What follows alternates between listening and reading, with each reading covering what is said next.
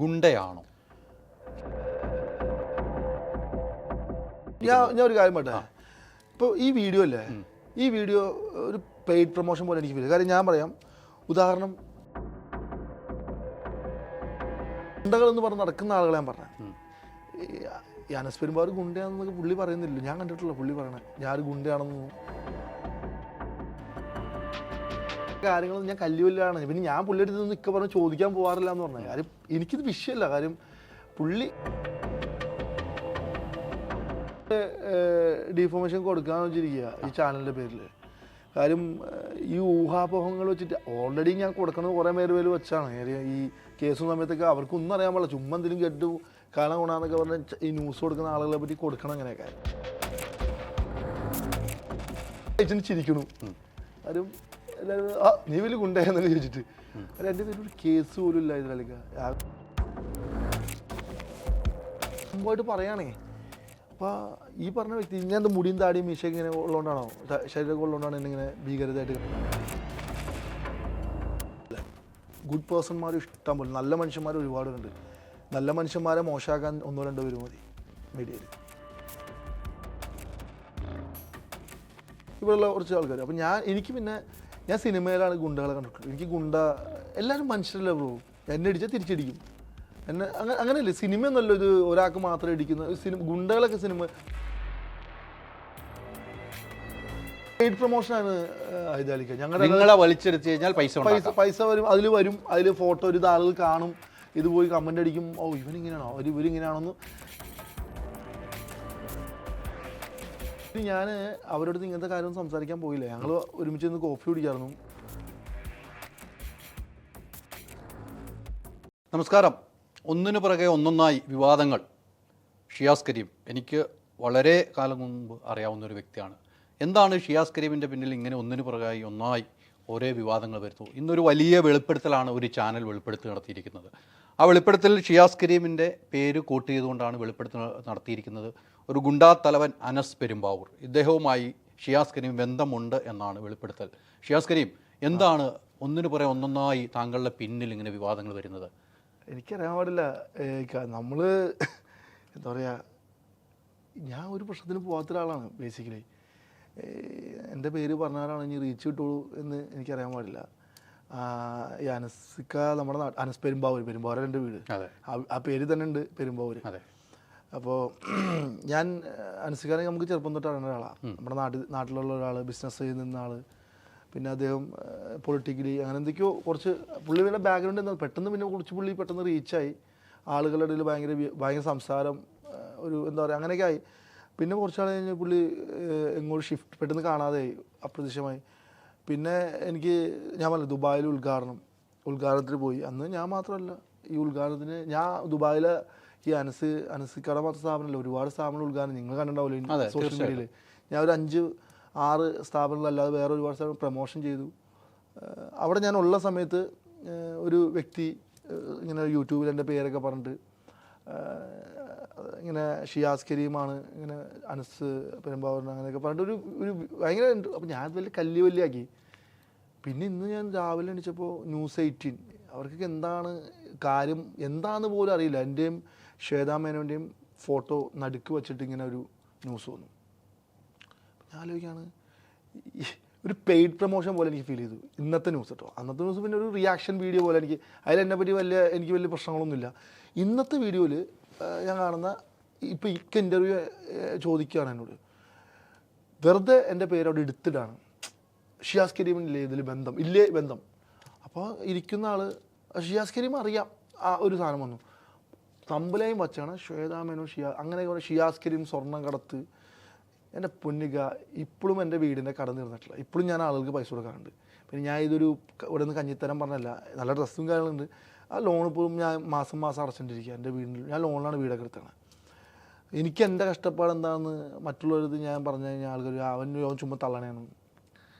പടച്ചോൻ എനിക്ക് ഈ വെളുപ്പും ഇതൊക്കെ തന്നുകൊണ്ട് ഇക്കാന്നെ എത്ര വർഷമായിട്ട് അറിയാം? അത് പറയാം. വർഷങ്ങളായിട്ട് അറിയാം. ഞാൻ ഫുട്ബോൾ കളിക്കുന്ന കാലം തൊട്ട് അന്ന് ഇക്കാക്കൻ്റെ എൻ്റെ ബന്ധുക്കാരൻ്റെ വീടിനടുത്ത് എൻ്റെ വാപ്പയുടെ റിലേറ്റീവ്സൊക്കെ ആലക്കോട് അവിടെ ഇക്കാക്ക അറിയുന്ന സ്ഥലങ്ങളല്ലേ.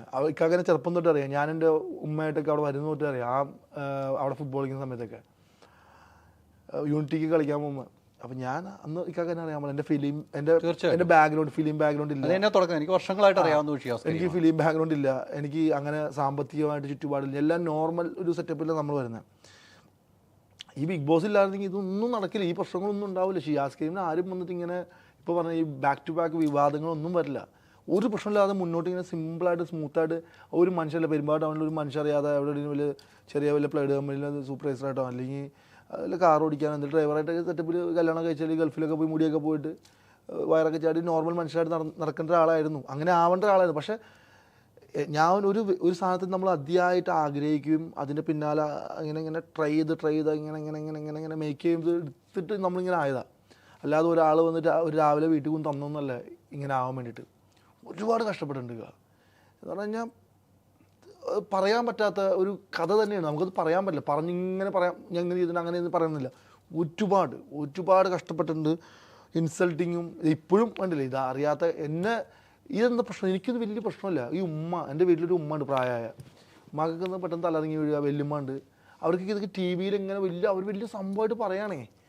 അപ്പോൾ ഈ പറഞ്ഞ വ്യക്തി ഞാൻ എൻ്റെ മുടിയും താടിയും മീശയൊക്കെ ഇങ്ങനെ ഉള്ളതുകൊണ്ടാണോ, ശരീരമൊക്കെ ഉള്ളതുകൊണ്ടാണ് എന്നെ ഇങ്ങനെ ഭീകരതയായിട്ട് കാണിക്കാൻ, എനിക്കറിയില്ല. ഞാൻ ചോദിക്കട്ടെ, ഇന്നത്തെ വെളിപ്പെടുത്തൽ ഔറംഗസീബ് എന്ന് പറഞ്ഞൊരു വ്യക്തിയാണ് വെളിപ്പെടുത്തുന്നത്. അദ്ദേഹം പറയുന്ന കാര്യങ്ങൾ, കുറേ കാര്യങ്ങൾ നമ്മൾ ശ്രദ്ധിച്ചു നോക്കുമ്പോൾ ഷിയാസ് കരീമിന് ഈ അനസുമായിട്ട് ബന്ധമുണ്ട്. ഒന്നാമത്തെ കാര്യം, അനസിനെ ദുബായിലെത്തിച്ച് പല ആളുകളെയും പരിചയപ്പെടുത്തിയത് ഷിയാസ് കരീമാണ്. അതുകൊണ്ട് ഷിയാസ് കരീമിന് സ്വർണ്ണക്കടത്തുമായിട്ട് ബന്ധമുണ്ടോ എന്ന് ആൾ ചോദിക്കുമ്പോൾ അതെനിക്കറിയില്ല എന്നാണ് ഔറംഗസീബ് പറയുന്നത്. അത് കൃത്യമായിട്ട് ഞാൻ കേൾക്കുന്നുണ്ട്. അങ്ങനെ എനിക്കതറിയില്ല, പക്ഷേ ഷിയാസിന് ബന്ധമുള്ള ഷിയാസിനുള്ള അവിടെ ആളുകളെ പരിചയപ്പെടുത്തിയെന്നാണ് പറയുന്നത്. ഈ എത്ര വർഷമായിട്ട് ഈ അനസിനെ അറിയാം? ഞാൻ ചെറുപ്പം ഒരു പെരുമ്പാവൂരുള്ള ആളല്ലേക്കാ, ജനിച്ചു വളർന്ന സ്ഥലത്ത് എൻ്റെ നാട്ടിലുള്ള ആളല്ലേ. ഇപ്പം തൊടുപുഴയുള്ള ആൾ ഇക്കാൻ അറിയില്ല എന്ന് പറഞ്ഞാൽ ഇക്കാൻ അറിയുന്ന ആൾക്കാർ ഇഷ്ടം പോലെ അല്ലേ തൊടുപുഴ. അത് ഇക്കപ്പോൾ വലിയ പൊസിഷനായിട്ട് ഒരു വിവാദത്തിൽ പോയിക്ക. ഞാൻ വിവാദത്തിൽ പോയാലും എന്നെ അറിയുന്ന ആളെന്ന് തന്നെ ഞാൻ പറയുള്ളൂ. ഇക്കപ്പോൾ ഇത്ര വലിയ ഇപ്പോൾ ബാക്ക് ടു എന്തെങ്കിലും പ്രശ്നങ്ങൾ വരുമ്പോൾ ഹൈദരാലി എൻ്റെ ഫ്രണ്ടല്ല, ഹൈദരാലി എൻ്റെ സുഹൃത്തല്ല, അല്ലെങ്കിൽ എന്നെ അറിയുന്ന ആളല്ല എന്ന് ഞാൻ പറയില്ല. ഒരാൾ നമ്മൾ അറിയാമെന്ന് പറഞ്ഞാൽ അയാൾ അറിയും. പിന്നെ അയാളുടെ സ്ഥാപനത്തിൽ ഉദ്ഘാടനം, ഇപ്പം ഞാൻ പറയട്ടെ, ഈ ഉദ്ഘാടനത്തിൽ പോയ സമയത്ത് അനസ് പെരുമ്പാവൂർ അനസിക്ക് അവരൊക്കെ പാർട്ട്ണർഷിപ്പുള്ള ആൾക്കാരുണ്ട്, അവരൊക്കെ എന്നെ വിളിച്ചിട്ടാണ് പോയത്. അപ്പോൾ അവിടെ നമ്മളൊരാൾ കണ്ട് ഒരാളെ മാത്രം ഇഗ്നോർ ചെയ്യാന്ന് പറഞ്ഞാൽ നടക്കുന്നില്ല, നമ്മളായിട്ട് സംസാരിക്കും. പിന്നെ അനസ് പെരുമ്പാവൂർ ദുബായിൽ ഉണ്ടെന്ന് പറഞ്ഞാൽ ഞാൻ അറിഞ്ഞപ്പോഴാണ് ഈ സമയത്തല്ലേ, ഇപ്പോഴാണ് അറിഞ്ഞത്, ഇതിനു മുമ്പ് അറിയില്ലായിരുന്നു. എനിക്ക് പുള്ളിനെ അറിയില്ല. ഞാൻ നമ്മൾ ഫൈസൽക്കാരുടെ കല്യാണത്തിന് പോയില്ലേ, അപ്പം എനിക്ക് അറിഞ്ഞത്, അപ്പോഴാണ് ഞാൻ അറിയണത് ഫൈസൽക്കാരുടെ മോൻ്റെ കല്യാണത്തിന്. ആ സമയത്താണ് ഞാൻ അദ്ദേഹം ദുബായിലുണ്ടെന്ന് എനിക്കറിയാം. ഞാൻ അറിയില്ല, എങ്ങനെ ഞങ്ങൾ തമ്മിൽ അങ്ങനെ കോൺടാക്ട് ഇല്ല. ആകെ ഞാൻ പുള്ളിനെ പരിചയപ്പെട്ടതെന്ന് പെരുമ്പാവൂർ വെച്ചിട്ട്. പെരുമ്പാവൂർ ഞാൻ ബിഗ് ബോസ് കഴിഞ്ഞ് ഞാൻ നിൽക്കുന്ന സമയത്ത് അത്യാവശ്യം നല്ല ഫോളോവേഴ്സ് ഒക്കെ ഉണ്ട് ഇൻസ്റ്റാഗ്രാമിൽ. അങ്ങനെയാണ് പുള്ളിനെ ഞാൻ അറിയണത്. അല്ലാതെ എന്നെ പുള്ളി ഇതാരാ ഷിയാസ് കരീം എന്ന് അന്വേഷിക്കാൻ പറഞ്ഞു, അങ്ങനെ എന്നെ അന്വേഷിച്ചു. അങ്ങനെ എനിക്ക് ഇൻസ്റ്റയിലാണ് പുള്ളിനെ ഞാൻ പരിചയപ്പെട്ടത്, അല്ലാതെ എനിക്ക് പുള്ളിനെ അറിയാൻ പാടില്ല. ഗുണ്ടയാണോ? ഞാൻ ഗുണ്ടകളെ സിനിമയിൽ മാത്രമേ കണ്ടിട്ടുള്ളൂ. അല്ല, അനസിന്റെ കുറെ റീൽസ് ഉണ്ട്. അനസിന്റെ റീൽസ് കാണുമ്പോൾ നമ്മൾ കുറെ റീൽസ് അതൊക്കെ ഒരു മിനിറ്റ്. ആ റീൽസ് കണ്ടപ്പോൾ അനസിന്റെ കുറെ ആളുകൾ 300ഓളം ഗുണ്ടകൾ ഉണ്ടെന്ന് അനസിന്റെ കൂടെ ഉണ്ടെന്നാണ് വാർത്തയിൽ പറയുന്നത്. എനിക്കറിയില്ല കേട്ടോ, എനിക്കതറിയില്ല, അനസിനെയും എനിക്കറിയില്ല. അനസിന്റെ കുറെ റീൽസ് ഉണ്ട്. ഇന്ന് വെളിപ്പെടുത്തിയത് ഔറംഗസീബ് അല്ലേ, അദ്ദേഹം ഈ അനസിന്റെ കൂടെ വർഷങ്ങളായിട്ടുണ്ടായിരുന്നതാണ്. ഇപ്പൊ തെറ്റിപ്പിരുന്നപ്പോഴാണ് ഈ ഒരു വെളിപ്പെടുത്തൽ വന്നിരിക്കുന്നത്. ഞാൻ ഒരു കാര്യം പറയട്ടെ, ഇപ്പോൾ ഈ വീഡിയോ അല്ലേ, ഈ വീഡിയോ ഒരു പെയ്ഡ് പ്രൊമോഷൻ പോലെ എനിക്ക് ഫീൽ. കാര്യം ഞാൻ പറയാം, ഉദാഹരണം, ഈ വീഡിയോ ഇറങ്ങിയ സമയത്ത് എന്നെ പല ആളുകളും വിളിച്ചു, ഗുണ്ടകൾ എന്നൊക്കെ പറഞ്ഞ പേര് ഞാൻ പറയില്ല, പല ആളുകളും വിളിച്ചിട്ട് പറഞ്ഞു നിൻ്റെ പേര് ഞങ്ങൾ പറയും ചാനലൊക്കെ, നീ ഞങ്ങൾക്ക് കുറച്ച് പൈസ തരണം, അങ്ങനെ പറയില്ല. പിന്നെ ഷിയാസിനെ വിളിച്ചിരുന്നു. പിന്നെ ഞാൻ പറഞ്ഞു എനിക്ക് ഗുണ്ടകളെ പേടിയില്ല. ചിലപ്പോൾ ഈ ഇൻ്റർവ്യൂ ചിലപ്പോൾ എനിക്ക് വധഭീഷണിയൊക്കെ ഭയങ്കര സംഭവിക്കുമായിരുന്നു. ഞാൻ പിന്നെ മേളിലെ ആകാശവും താഴെ ഭൂമി എന്ന് പറഞ്ഞ നടക്കുന്ന ആളാണ്. എനിക്ക് പേടിയുണ്ട്, ഇല്ലയെന്ന് ഞാൻ പറയില്ല. പക്ഷെ എനിക്ക് എൻ്റെ ഇതിൽ ഭയങ്കര വലിയ പൈസ ഒന്നും നമ്മൾ എൻ്റെ പേര് പറയില്ല, അങ്ങനെ ഭയങ്കര വലിയ സെറ്റപ്പ്. പിന്നെ മെയിൻ കാര്യം എന്ന് പറഞ്ഞാൽ നിൻ്റെ പേര് ഞങ്ങൾ വലിച്ചിടും, നിന്നെ പുള്ളി. ഞാൻ പറഞ്ഞു ബ്രോ, ഈ ഇൻസ്റ്റാഗ്രാമും ഫേസ്ബുക്കാണ് ഒരാളുടെ ഭീകരമായിട്ട് ബന്ധം അടുപ്പിക്കുന്നതെന്ന് വെച്ചു. ഞാൻ ആ പുള്ളിനെ എൻ്റെ ലൈഫിൽ കാണുന്ന ഈ സമയത്താണ് അവിടെ കല്യാണത്തിന്. അപ്പോൾ എന്തിനാണ് നിങ്ങളിങ്ങനെ വെറുതെ ഒരാളെ ഇതാക്കാൻ പറയുന്നത് വെച്ചു.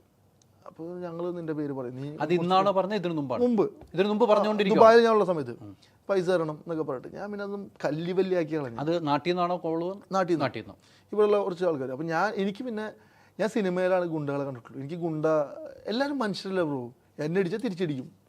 എന്നെ അങ്ങനെയല്ലേ സിനിമ എന്നല്ല ഇത് ഒരാൾക്ക് മാത്രം ഇടിക്കുന്ന സിനിമ. ഗുണ്ടകളൊക്കെ സിനിമ മുടിയൊക്കെ വളർത്തിയിട്ട് ഇങ്ങനെയൊക്കെ ഈ തമിഴ് പടത്തിലൊക്കെ ഗുണ്ട അങ്ങനെ ഒരു കൺസെപ്റ്റ് തന്നെ. അത് ഈ ഗുണ്ടകളൊന്നും അധികം സംസാരിക്കില്ല, അല്ലെങ്കിൽ പണി അറിയുന്ന കുറയ്ക്കുന്ന പട്ടി കടിക്കില്ല എന്നുള്ളൊരു പഴഞ്ചൊല്ല് പണ്ടത്തെ നാട്ടിലുണ്ട്. എനിക്കിങ്ങനെ എനിക്ക് തോന്നുന്നത് എന്ന് പറഞ്ഞാൽ ഇങ്ങനെയൊക്കെ ചെയ്യുന്ന ആൾക്കാർ തന്നെ ഈ എന്താ പറയുക, ഇപ്പോൾ ഈ വീഡിയോൻ്റെ പ്രൊമോഷനാണ്. കാരണം അവന്മാർക്ക് ഗുണ്ട എന്നൊരു പേരെടുക്കുക, ഗുണ്ടാപിരിവ് നടത്തുക, അതിൻ്റെ ഇടയ്ക്ക് കേരളത്തിൽ നല്ല ഡ്രഗ് ഡീലിങ്, ഡ്രഗ്സ്, അങ്ങനെയുള്ള പരിപാടികളിലേക്ക് വലിയ ഇപ്പോൾ കേരളത്തിൽ ഭയങ്കരമായിട്ട് ഇത് കുത്തൊഴുക്കാണ്. ഈ ഗുണ്ടകൾ എന്ന് പറഞ്ഞ് നടക്കുന്ന കുറച്ച് ആളുകളാണ് ഇവിടെ കേരളത്തിൽ മൊത്തം ഉള്ള യങ്സ്റ്റേഴ്സിനായിട്ട് ഈ സ്പ്രെഡ് ചെയ്യുന്ന ഈ ഡ്രഗ്സൊക്കെ. ഇവരൊക്കെ ലക്ഷ്യം അതാണ് എന്ന് പറഞ്ഞാൽ ഒരു ബാനർ ക്രിയേറ്റ് ചെയ്തിട്ട് കുറേ പൈസ ഉണ്ടാക്കുക, പണിയെടുക്കാതെ എന്ന് പറഞ്ഞാൽ പണി അവരെടുക്കില്ല. അതാണ് അനസ് റീൽസ് ഒക്കെ ഇട്ടത്. എനിക്ക് അനസിക്കയുടെ കാര്യം, അനസൊക്കെ റീൽസ് ഇട്ട ഈ അനസ് എന്ന് പറഞ്ഞ വ്യക്തി, എനിക്കറിയുന്ന അനസ് പെരുമ്പാവൂർ എന്ന് പറഞ്ഞ വ്യക്തി സിഗരറ്റ് കുടിക്കില്ല, കള്ളു കുടിക്കില്ല, അങ്ങനത്തെ ഒരു പരിപാടിയില്ല കേട്ടോ. എനിക്കറിയുന്ന ഒരു വ്യക്തി, ഞാൻ എൻ്റെ കൺമുമ്പിൽ ഞാൻ കണ്ടിട്ടില്ല. ഞാൻ പുള്ളി പൊക്കി പറഞ്ഞൊന്നുമില്ല. പുള്ളി ആ കാര്യത്തിലൊക്കെ പുള്ളി ഡീസൻറ്റ്. നമ്മൾ പെരുമ്പാവൂരുള്ളതുകൊണ്ട് ഞാൻ പറഞ്ഞാൽ എനിക്കറിയാലോ. ഇപ്പോൾ ഇക്കാക്ക് നിൽക്കട നാട്ടിലുള്ള ചെക്കന്മാരെ അല്ലെങ്കിൽ ചേട്ടന്മാരെ ഇക്കാക്ക് അറിയാൻ പറ്റും. അമ്മമാർ കള്ളു കുടിക്കും, കഞ്ചാവ് വലിക്കും എന്നൊക്കെ ഇക്കാക്ക് അറിയാൻ പറ്റും തീർച്ചയായിട്ടും. പക്ഷെ ഇപ്പോൾ കുറേ ഗുണ്ടകൾ എന്ന് പറഞ്ഞ് നടക്കുന്ന ആളുകളെ ഞാൻ പറഞ്ഞത്. ഈ അനസ് പെരുമ്പാവൂർ ഗുണ്ടയാണെന്നൊക്കെ പുള്ളി പറയുന്നില്ല, ഞാൻ കണ്ടിട്ടില്ല പുള്ളി പറയണത്. ഞാനൊരു ഗുണ്ടയാണെന്നും പുള്ളിക്ക് എനിക്കറിയാൻ പാടില്ല. പിന്നെ എനിക്ക് ഞാൻ പറഞ്ഞു എനിക്ക് പടച്ചോലിന് മാത്രമേ പേടിയുള്ളൂ. പിന്നെ വധഭീഷണിയൊക്കെ സ്വാഭാവികമായിട്ട് എനിക്കുണ്ട്. ഈ അനസിനെ കുറിച്ച് ഇപ്പം അന്ന് ദുബായ് പോയപ്പോൾ കണ്ടു. പിന്നീട് അനസുമായിട്ട് ബന്ധങ്ങൾ ഒരു പെരുമ്പാവൂരാണ് എന്ന നിലയിൽ ബന്ധങ്ങൾ പുതുക്കി. ഇപ്പം ഇന്നൊക്കെ ഈ 2-3 ദിവസങ്ങളായി വാർത്തകൾ വരുമ്പോൾ അനസിനെ കുറിച്ച് പിന്നീട് പഠിച്ചു. അല്ല അനസ് പെരുമ്പാവൂർ അല്ല പല ഇങ്ങനെ പറഞ്ഞു കേൾക്കുമ്പോൾ ഒന്ന് പഠിക്കണമല്ലോ. ഷിയാസ് ഒന്ന് പഠിക്കാൻ തയ്യാറാണോ? ഞാൻ ആക്ച്വലി എനിക്കറിയുന്ന ആൾ എനിക്ക് അവിടെ പരിപാടിക്ക് എനിക്ക് പൈസ തരുന്നു, ഞാൻ പോകുന്നു. വേറെ എനിക്ക് പുള്ളിനെ പറ്റി കൂടുതൽ ഡീറ്റെയിൽസ് അറിയേണ്ട ആവശ്യമില്ലല്ലോ. ഇപ്പം ഞാൻ ഇക്കാടെ ഓഫീസിൽ ഉദ്ഘാടനം വന്നു പോകുന്നുണ്ട്. അതെ, വന്നു പോന്നു. ഞാൻ എന്താന്നുള്ള കണ്ടിട്ടുള്ളൂ. ഇക്കാടെ പഠിക്കേണ്ട ആവശ്യം എനിക്ക് വരുന്നില്ല. ഇനിയിപ്പോൾ ഒരു കോൺട്രവേഴ്സി വന്നാലും എൻ്റെ പേര് വന്നു കഴിഞ്ഞാൽ എനിക്കറിയാം ഞാൻ ഒന്നും തെറ്റ് ചെയ്തിട്ടില്ല. ഇക്കാര്യം ഞാൻ നമ്മൾ തെറ്റായിട്ടുള്ളൊരു ഡീലിംഗ് ഇല്ലെങ്കിൽ എനിക്ക് പേടിക്കേണ്ട ആവശ്യമില്ല. ഇപ്പോഴും ഞാൻ ഈ വന്ന് പറയുന്നത് പറഞ്ഞാൽ എനിക്ക് ഈ പറഞ്ഞ ഗുണ്ടകളായിട്ട് ബന്ധമില്ല. ഇപ്പോൾ ഞാൻ ഗുണ്ടാന്ന് വെച്ചാൽ ഇക്കാട് നമ്മൾ സംസാരിക്കണേ. ഇക്ക എന്നോട് എങ്ങനെയാണ് അത് നോക്കിയാലും അനസ് പെരുമ്പാവൂർ എന്നോട് എങ്ങനെയാണെന്ന് നോക്കിയാൽ മതി. എനിക്ക് പൈസ തരുന്നു, ഞാൻ പോകുന്നു. അല്ലാതെ ഞാൻ ആ പുള്ളി അവിടെ എത്ര നടന്മാരും നടിമാരും വന്നേ, അവരുടെ പേരൊക്കെ വന്നു, അവരൊക്കെ മാളവിക വന്നു അല്ലേ? അതെ, വിനയ് ഫോർട്ട് ഫിറോസിക്ക ഉണ്ടായിരുന്നു, ഒരുപാട് ആൾക്കാർ വന്നു. അവിടുത്തെ അജ്മൽ ഖാൻ ഉണ്ടായിരുന്നു, അല്ലേ? അവിടുത്തെ സോഷ്യൽ മീഡിയ വാഹിദ് ഉണ്ടായിരുന്നു. എവരിബഡി എല്ലാവരും ഉണ്ടായിരുന്നു. മുന്തിർ എല്ലാവരും ഉണ്ടായിരുന്നു. എന്തുകൊണ്ട് ശ്വേതാ മേനോന്റെയും താങ്കളുടെയും പേര് വെച്ചൊന്ന് പിന്നീട് അന്വേഷിക്കും? പെയ്ഡ് പ്രൊമോഷനാണ്. നിങ്ങളെ വലിച്ചെടുത്ത് കഴിഞ്ഞാൽ പൈസ വരും, അതിൽ ഫോട്ടോ ഒരു ആളുകൾ കാണും, ഇത് പോയി കമന്റ് അടിക്കും, ഓ ഇവനിങ്ങനെയാണോ ഇവരിങ്ങനെയാണോന്ന് കമന്റ് അടിക്കുക. ഞങ്ങൾ എന്നാലും ഫോട്ടോ വെച്ച് കഴിഞ്ഞാൽ ഇതൊരു പക്ക പെയ്ഡ് പ്രൊമോഷൻ. നിങ്ങൾ ചിന്തിച്ച് നോക്കിയാൽ മതിയില്ലേ, ഇത് റീച്ച് ആവാൻ വേണ്ടിയിട്ട് ചെയ്യുന്നൊരു പരിപാടിയാണ്. കാര്യം ഞാൻ വിശ്വസിക്കുന്നത് നിങ്ങൾ ഗുണ്ടാപിരിവ് അല്ലെങ്കിൽ ഇതിൻ്റെ പുറകിൽ അവർക്ക് എന്തെങ്കിലും ലാഭം ഉണ്ടാവും. അല്ലെങ്കിൽ ഇതിൽ ഇപ്പോൾ ഇവിടെ ഗുണ്ടകൾ എന്ന് പറഞ്ഞാൽ ഞാൻ പറഞ്ഞു, ഇതിന് മുമ്പ് പറഞ്ഞു, ഗുണ്ടകൾ എന്ന് പറഞ്ഞ് നടക്കുന്ന ആളുകളൊക്കെ ഈ ട്രാക്സും പരിപാടികളൊക്കെ ആയിട്ട് വിൽപ്പനയും പരിപാടിയാണ്. അല്ലാതെ അനസ് പെരുമ്പാവൂരിനെതിരെ നിരവധി കേസുണ്ട്. ഇങ്ങനെ ഞാൻ കേട്ടു, എനിക്ക് കേസുണ്ട്. അല്ലെങ്കിൽ ഇത്രയും കേസുകളൊന്നും ഇല്ലാതെ ഒരു ചാനൽ അങ്ങനെ കേസുകളുടെ കാര്യമൊക്കെ എണ്ണ വിട്ട് പറയുന്നുണ്ട്. ഒരാളെ തട്ടിക്കൊണ്ടുപോയ കേസ്, ഒരാളെ അങ്ങനെ കേസുകളൊക്കെ ഉണ്ട് എന്നുള്ള കാര്യത്തിൽ സംശയമൊന്നുമില്ല. അല്ലെങ്കിൽ അത് തെളിയിക്കേണ്ട ബാധ്യത അനസിനാണുള്ളത്. ആക്ച്വലി ഇതൊന്നും എനിക്ക് അറിയാൻ പാടില്ല. അല്ല, അറിയില്ലായിരുന്നു. അത് ഷിയാസ് പറയാൻ സംബന്ധിച്ചു അറിയില്ലാതെയാണ് എല്ലാം ചെയ്തത്. പക്ഷേ അനസിനെ കുറിച്ച് ഇനി ഷിയാസ് പഠിക്കണ്ടേ? ഇനി മനസ്സുമായിട്ട് തുടർന്ന് ഒരു പെരുമ്പാവൂരുകാരനാണ് എൻ്റെ സുഹൃത്താന്ന് പറഞ്ഞ് കൂടണമെങ്കിൽ അനസിനെ കുറിച്ച് ഇനി ഷിയാസ് കരീം പഠിക്കണ്ടേ? ഡെഫിനറ്റ്ലി നമ്മൾ വർക്ക് ചെയ്യുന്നത് അത് രണ്ടും വ്യത്യാസമല്ലേ? തീർച്ചയായിട്ടും. പക്ഷേ ഇപ്പോൾ ഇത്രയും കേസുകൾ വന്ന് നിൽക്കുന്ന ഒരു വ്യക്തിയാന്ന് പറയുമ്പോൾ പിന്നീട് വലിയൊരു കാര്യമുണ്ട്. ഷിയാസിന് ഒരു പെൺകുട്ടിയായിട്ട് വിഷയങ്ങളുണ്ടായപ്പോൾ അനസിൻ്റെ അവിടെ പോയാണ് ഷിയാസ് കരീം താമസിച്ചതെന്ന് ഇദ്ദേഹം വെളിപ്പെടുത്തുന്നുണ്ട്. ആ സംഭവം എന്നാ സംഭവം ഉണ്ടായത്? അതെ, എനിക്കറിയാലോ ആ ഡേറ്റും കാര്യങ്ങളും. പക്ഷെ അന്ന് അനസ് പോയി അനസിന്റെ അടുത്താണ് പോയി താമസിച്ചത്. അനസിന് താമസിക്കാൻ നമ്മൾ കോൺടാക്ട് ഇല്ലേ? ഉണ്ട്, തീർച്ചയായിട്ടും ഞാൻ വിളിക്കാറുണ്ട് ദുബായിൽ വെച്ച്. ഷിയാസ് കരീം താമസിച്ച അനസിന്റെ കൂടെയായിരുന്നു. ഒരു വലിയ വെളിപ്പെടുത്തലാണ് ഇദ്ദേഹം വെളിപ്പെടുത്തിയിരിക്കുന്നത്. ഞാനൊരു കാര്യം പറയട്ടെ, ഞാൻ എൻ്റെ താമസിക്കുന്ന സമയത്ത് ഞാൻ എൻ്റെ സുഹൃത്ത് നൗഷാദ് എന്ന് പറഞ്ഞ ഒരാളാണ്. ഞാൻ നൗഷാദിനെ വേണ്ടി വിളിച്ച് നിങ്ങൾക്ക് കേൾപ്പിച്ചിട്ട്, നൗഷാദ് എന്ന് പറഞ്ഞ സുഹൃത്തിൻ്റെ ഫ്ലാറ്റിൽ ഞാൻ താമസിക്കുന്നത്. ഇവിടെ ബർദുബായ് അടുത്തോട് ആണ്. അപ്പോൾ നൗഷാദിൻ്റെ ബർദുബായ് ആണോ സ്ഥലം ഓർക്കുന്നില്ല. നൗഷാദിൻ്റെ ഫ്ലാറ്റിലാണ് താമസം. നൗഷാദിൻ്റെ വൈഫും കുട്ടികളൊക്കെ നാട്ടിൽ പോയേക്കായിരുന്നു. ഞാൻ ഹോട്ടലിലാണ് താമസിച്ചിരുന്നത്. ഞാൻ ഒരു ഹോട്ടലിൽ താമസിച്ചിരുന്നത്. അവിടെ നിന്ന് എനിക്ക് മടുത്തു കാര്യം. ഹോട്ടലിൽ നിന്ന് ഞാൻ അവിടെ നിന്ന് നേരെ അങ്ങോട്ട് മാറി. ഫോർച്യൂൺ പ്ലാസയിലാണ് താമസിച്ചത്. കേസ് വന്ന സമയത്ത് ഞാൻ ഫോർച്യൂൺ പ്ലാസയിലാണ്, ദുബായ്, നമ്മുടെ കറാമ കിസേസിൻ്റെ ഇടയിൽ ഫോർച്യൂൺ പ്ലാസ. അവിടെ നിന്ന് ഞാൻ നേരെ എൻ്റെ സുഹൃത്തുന്ന് പറഞ്ഞാൽ നീ ഇങ്ങനെ ഒറ്റയ്ക്ക് കണ്ട. അല്ല, അവന് പേടിയായി കാര്യം ഞാൻ ഈ വലുത് സൂയിസൈഡ് ചെയ്യുമോ അങ്ങനെ ഇതിലേക്ക് ചെയ്യുമോ എന്നുള്ള പേടി.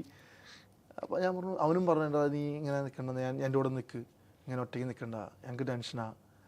ഞാൻ ഈ മനസ്സാവാച അറിയാത്ത കേസും ഞാൻ പെട്ടെന്ന് പീഡിപ്പിച്ചതൊക്കെ പറഞ്ഞിട്ട് യാതൊരു കിടിഞ്ഞു പോവാണ്.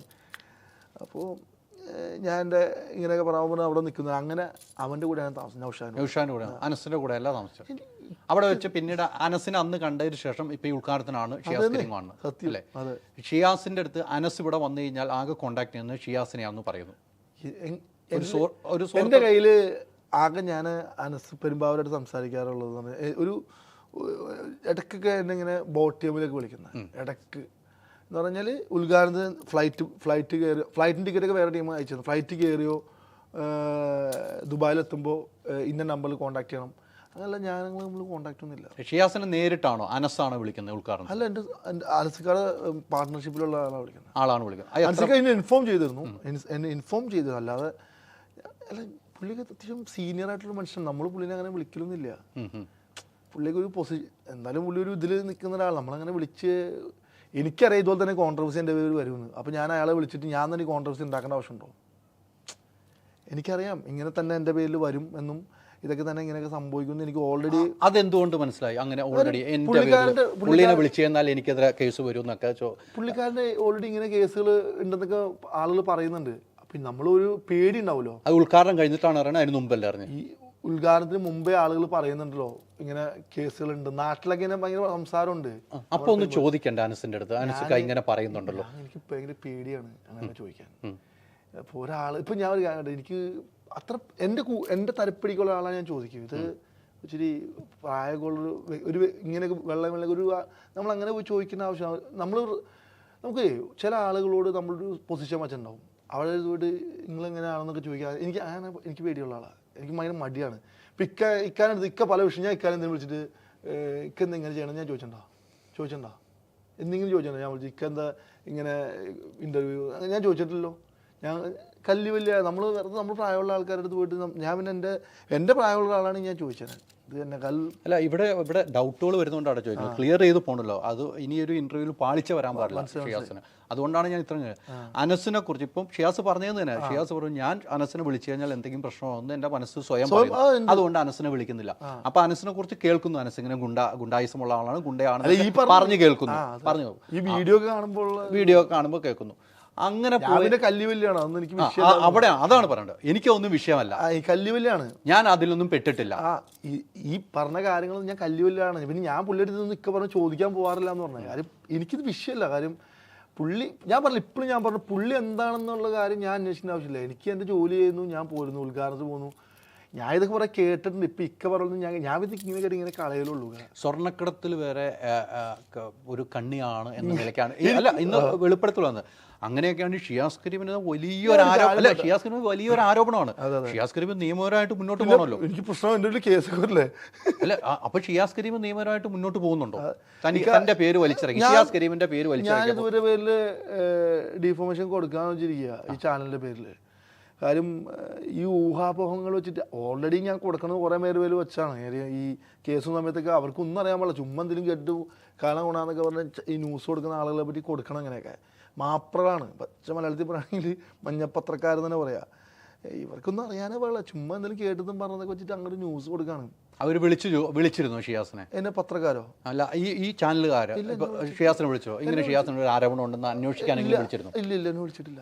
സാമാന്യ മര്യാദ വെച്ച് വിളിക്കണം. അതല്ലേ ഞാൻ ഇതിന് മുമ്പ് ഞാൻ ഒരു പണ്ടൊക്കെ മീഡിയ തെറി വിടുന്നില്ലേ കേസ് സമയത്ത് എന്നെ ചോദിക്കണേ ന്യൂസ് പറഞ്ഞ മുമ്പ്. ഞാനും എൻ്റെ പേരിലാണ് ആരോപണം വന്നേക്കണേ. നേരെ അങ്ങോട്ട് കൊണ്ടുപോയി കേസ് കൊടുക്കുകയാണ്, ന്യൂസ് അങ്ങോട്ട് കൊടുക്കുക. ഇപ്പം ഇക്ക എന്നോട് ചോദിച്ചു, ഞങ്ങളിങ്ങനെ ഇങ്ങനെ കേൾക്കണ്ടല്ലോ സത്യം. ഇക്കാലത്ത് ഞാൻ കാര്യങ്ങളെല്ലാം പറഞ്ഞു. അപ്പോൾ ഞാൻ വിട്ടുവിട്ടറാ, ഞാൻ ഇത് കൊടുക്കുന്നില്ല. എന്നോട് പറഞ്ഞില്ലേ, എന്നോട് പറഞ്ഞു കൊടുക്കണം. എന്നിട്ട് ഷിയാസ് പറഞ്ഞ കാര്യം നമ്മൾ കൊടുത്തു. ആ സംഭവം എന്ന് പറഞ്ഞാൽ ഈ ഒരു സൈഡ് കേട്ടിട്ട് ഇങ്ങനെ ഇതിലൊക്കെ ഇൻ്റർവ്യൂ കണ്ടായിരുന്നോ? ഞാൻ കണ്ടിരുന്നു. അയാൾ എൻ്റെ പേര് അങ്ങോട്ട് ചോദിക്കുകയാണ്, കണ്ടിരുന്നോ?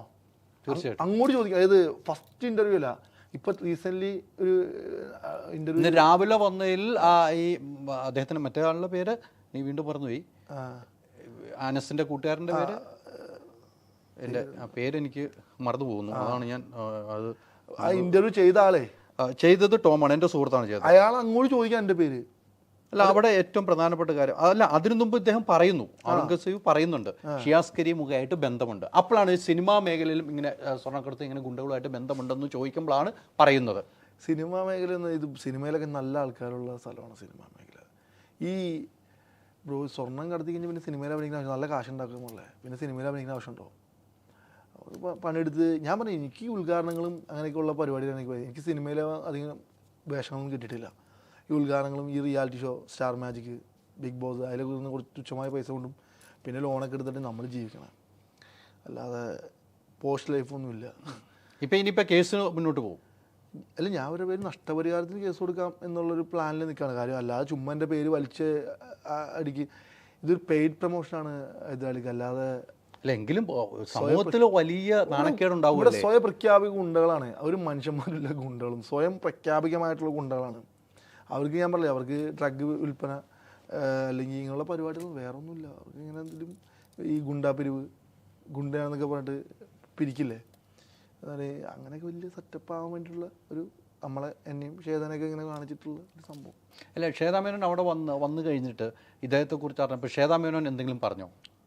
ഷിയാസിൻ്റെ അടുത്ത് എന്തെങ്കിലും പറഞ്ഞിരുന്നോ? ഞങ്ങൾ സംസാരിച്ചിരുന്നില്ല. ഞാൻ അങ്ങനെ ഇതിനെപ്പറ്റി അങ്ങനെ കൂടുതൽ സംസാരമൊന്നും ഉണ്ടായിട്ടില്ല. ഈ കാര്യങ്ങൾ ഈ അനസിനെ കുറിച്ച് കൂടുതൽ അറിയാവുന്നത്, അനസിനെ കുറിച്ച് കൂടുതൽ കേട്ടതും അറിഞ്ഞതും ഷിയാസ് കരീമാണ്. ആക്ച്വലി ഞാൻ അവരോട് ഇങ്ങനത്തെ കാര്യമൊന്നും സംസാരിക്കാൻ പോയില്ല. ഞങ്ങൾ ഒരുമിച്ച് നിന്ന് കോഫി കുടിക്കായിരുന്നു ഹോട്ടലിൽ വെച്ചിട്ട്. പിന്നെ ഞാൻ ആർക്കൊന്നും പറയാറില്ല അറിഞ്ഞ കാര്യങ്ങൾ. പിന്നെ ഇപ്പം എന്നെ പറ്റി പലതും പറയണ്ടാവും. ഞാനത് കല്ലുവല്ലാണ്. ഞാൻ പറഞ്ഞു, പുള്ളി എൻ്റെ അടുത്ത് കൊണ്ടായിട്ടൊന്നുമല്ല, പുള്ളി നോർമൽ മനുഷ്യനായിട്ട് നോർമൽ ബിഹേവിയറാണ്, ഒരു സാധാരണക്കാരനായിട്ട് എൻ്റെ ഇത് ബിഹേവ് ചെയ്തതാണ്. എപ്പോഴും വന്ന് ഓക്കെ അല്ലേ, നീ ഇന്ന ഹോട്ടലിലാണ് താമസിക്കുന്നത്, ഓക്കെ ശരി, പിന്നെ ഉദ്ഘാടനം തന്നെ കാണുന്നത്. അല്ല, ഇവിടെ ഒരു ഇപ്പം ശ്വേതാമേനോനായാലും ഷിയാസ് ആണെങ്കിലും ഈ പറഞ്ഞ മാളവിക ആയാലും സ്വാസിക ആയാലും എല്ലാവരും പോയത് ഒരു ഫംഗ്ഷനാണ് പോയത്, അല്ലാതെ അനസിൻ്റെ വീട്ടിലേക്കല്ല പോയത്. അല്ലേ അതിൽ ഈ ആൾക്കാർക്ക് എന്താണ് ഇങ്ങനെ നമ്മൾ പോയതൊരു ഉദ്ഘാടനം ചെയ്യാനാണ്. അത് എങ്ങനെയാണെന്ന് നോക്കേണ്ട ആവശ്യമുണ്ടോ? ഒരു ഉദ്ഘാടനത്തിൽ വിളിച്ചു. അങ്ങനെ എത്രയോ മന്ത്രിമാരെ അതൊക്കെ പരിപാടിയിൽ പങ്കെടുക്കുന്നു. പിന്നീട് അവൻ ചെയ്ത കുറ്റങ്ങൾ കാണിക്കും ഫോട്ടോ പുറത്തു വരുന്നു. ഇതാണ് ഇപ്പം സമൂഹത്തിൽ നടന്നുകൊണ്ടിരിക്കുന്നത്. ഞാൻ ശ്വേതാമേനോട്ട് ഫോണിൽ ബന്ധപ്പെട്ടു. ശ്വേതാമേനോ എന്നോട് പറഞ്ഞത്, എന്നെ വിളിച്ചത് ഒരു ഏജന്റാണ് വിളിച്ചത്, ഇങ്ങനെ ഉദ്ഘാടനത്തിന് പോകണം പറഞ്ഞു. ഞാൻ പോയി. ശ്വേതാമേനോ അത് അറിഞ്ഞിട്ടും കൂടെ ഇല്ല. ഇത് ഇന്ന് വാർത്ത വന്നപ്പോഴാണ് ശ്വേതാമേനോന്റെ ഫോട്ടോ വെച്ച് വാർത്ത വന്നത്, ശ്വേതാമേനോൻ കാണുന്നത്. അപ്പൊ ഈ പറഞ്ഞതുപോലെ നമ്മൾ പോയത് ഒരു പൊതു പരിപാടി, ഒരു മാളിലാണ് പോയത് അല്ലേ? അത് പോയത് നിങ്ങൾ മാത്രമല്ല, അവിടുത്തെ സോഷ്യൽ മീഡിയ ഇൻഫ്ലുവൻസർമാർ കുറേ പേരുണ്ടായിരുന്നു, പ്രമുഖന്മാർ ഒരുപാട് ഉണ്ടായിരുന്നു, ഒത്തിരി പ്രമുഖരുണ്ടായിരുന്നു അല്ലേ? ഇവരെല്ലാവരും അപ്പം ഈ അനസിനെ പഠിച്ചിട്ടാണ് പോയത്. ആര് പഠിക്കാൻ പോണുള്ളൂ? ഞാനൊരു കാര്യം പറയട്ടെ, നിങ്ങളൊരു ഉദ്ഘാടനത്തിൽ ദുബായിൽ വിളിക്കുകയാണ്, അപ്പോൾ ഒരാൾ വിളിക്കുന്നു, നാളെ എൻ്റെ ഉദ്ഘാടനമുണ്ട് ഹൈദരാലി നേരം വരണം, എനിക്ക് നിങ്ങളെ ഭയങ്കര ഇഷ്ടമാണ്, നിങ്ങൾ വരണം എന്ന് പറഞ്ഞാൽ നിങ്ങൾ പോവും. നിങ്ങൾ അയാളെ പോയി പഠിക്കാൻ പോവോ? ഇപ്പം എൻ്റെ അടുത്ത് മോനേടാ ഇങ്ങനെ എൻ്റെ ഒരു ഉദ്ഘാടനമുണ്ട്, നീ വരണം, ടിക്കറ്റും കാര്യങ്ങളൊക്കെ ആയിട്ടുണ്ട്, നിൻ്റെ പൈസ ഞാൻ തന്നേക്കാം, നീ പോരണം, അഡ്വാൻസ് വേണ്ടി തരണോ? ഞാൻ പറഞ്ഞാൽ കുഴപ്പമില്ല, അഡ്വാൻസും കുഴപ്പമില്ല, അനസിക്കാടല്ലേ അഡ്വാൻസ്. എന്നെ വേറെ ആൾ വിളിച്ചു, അപ്പോൾ ഞാൻ കുഴപ്പമൊന്നുമില്ല, ഞാൻ വന്നോളാം. തിരിച്ചു വരുന്നത് എനിക്ക് പൈസ തന്നു, ഓക്കെ ഞാൻ ശരി എന്ന് പറഞ്ഞു പോകുന്നു. എന്നെ എയർപോർട്ട് ഡ്രോപ്പ് ചെയ്തു. പുള്ളിയുടെ കൂടെ ഒരാളെ എന്നെ ഡ്രോപ്പ് ചെയ്തത്. എന്നെ ഡ്രോപ്പ് ചെയ്ത് ഞാൻ പോകുന്നു. നമ്മൾ കൂടുതൽ അന്വേഷിക്കേണ്ട ആവശ്യമില്ല. തീർച്ചയായിട്ടും. പിന്നെ ഈ അനസിൻ്റെ റീൽസ് ഒക്കെ നോക്കിയിട്ടുണ്ടല്ലോ ഇപ്പം. പിന്നെ അത് സോഷ്യൽ എൻ്റെ ഇൻസ്റ്റയിലൊക്കെ ഉണ്ടല്ലോ പുള്ളി കാണാൻ.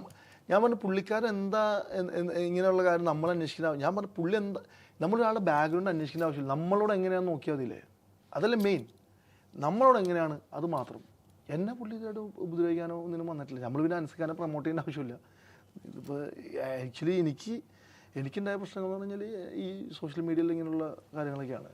എൻ്റെ പേരിൽ വലിച്ചഴിച്ചതാണ്. ഞാനിതിലായിട്ട് ഒരു ബന്ധവുമില്ല. ഇപ്പോഴും ഞാൻ പറയുന്നു, എനിക്കിതിലൊരു ബന്ധമില്ല.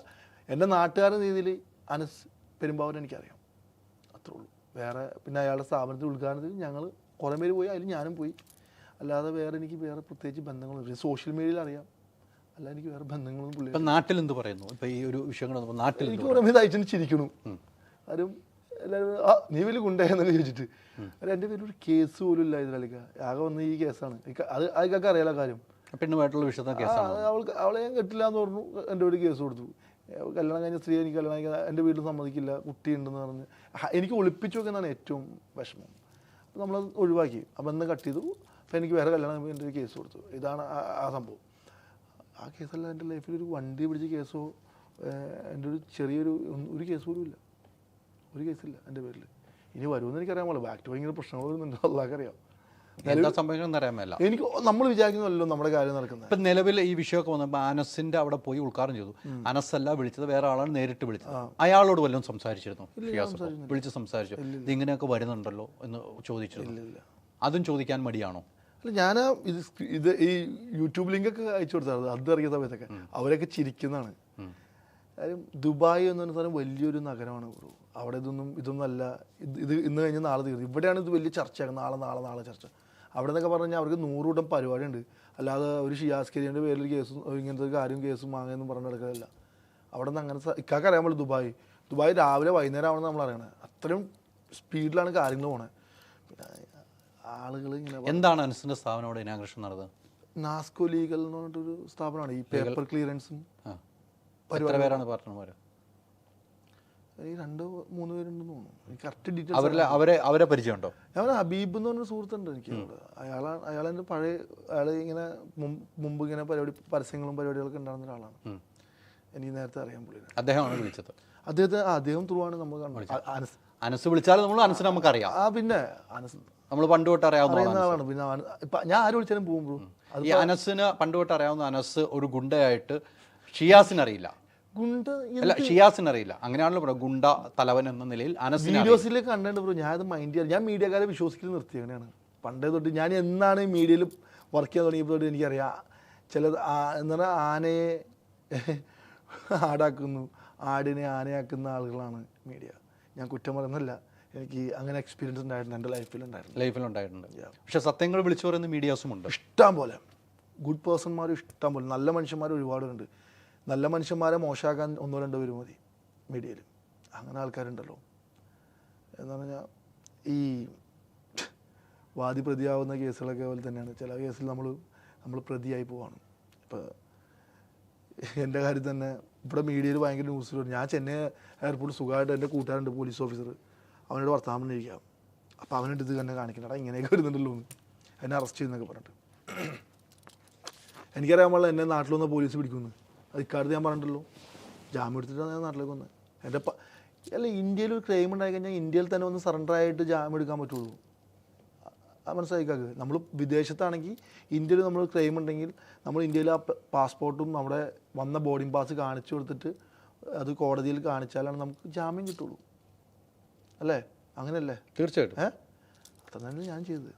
അപ്പോൾ എന്നെ അവിടെ എന്നെ ഓടിച്ചിട്ട് പിടിച്ചു, എന്നെ അറസ്റ്റ് ചെയ്തു എന്നൊക്കെ പറഞ്ഞത്. എനിക്കറിയാലോ എന്നെ ഇന്ത്യയിലൊന്നും എന്നെ പോലീസ് പിടിക്കുമെന്നും എനിക്ക് പ്രശ്നം ഉണ്ടാവുന്നു. ഞാൻ കൊച്ചി എയർപോർട്ടിൽ വരാതിരുന്നാണ് മനഃപൂർവ്വം. എനിക്ക് പേടിയായി ഉണ്ടാവും. ചെന്നൈയിൽ ഇറങ്ങിയത്. അവിടെ ഇറങ്ങി കഴിഞ്ഞാൽ അവിടുത്തെ പോലീസുകാരൊന്നും എന്നെ പിടിച്ചുകൊണ്ടിട്ട് ജയിലിൽ പോലീസ് തള്ളി കയറ്റുകയോ വിലങ്ങ് ഒപ്പിക്കുകയോ തലയിൽ തുണിയിടിക്കുകയോ അങ്ങനെയൊന്നും ചെയ്യില്ല. വളരെ എൻ്റെ കൂളായിട്ട്. എൻ്റെ കൂടെ പണ്ട് ഫുട്ബോൾ കളിച്ച് ഞങ്ങൾ കോളേജിലുണ്ടായിരുന്ന എൻ്റെ കൂട്ടുകാരാണ് ചെന്നൈ എയർപോർട്ടിൽ. അവൻ്റെ അടുത്ത് കൂളായിട്ട് ഡീൽ ചെയ്ത് കാസർഗോഡ് പോലീസുകാർ വരുന്നവരെ അവർ എന്നെ ഇന്നോവയിൽ വന്നു. എന്നെ ഇന്നോവയിൽ കൊണ്ടുപോയി.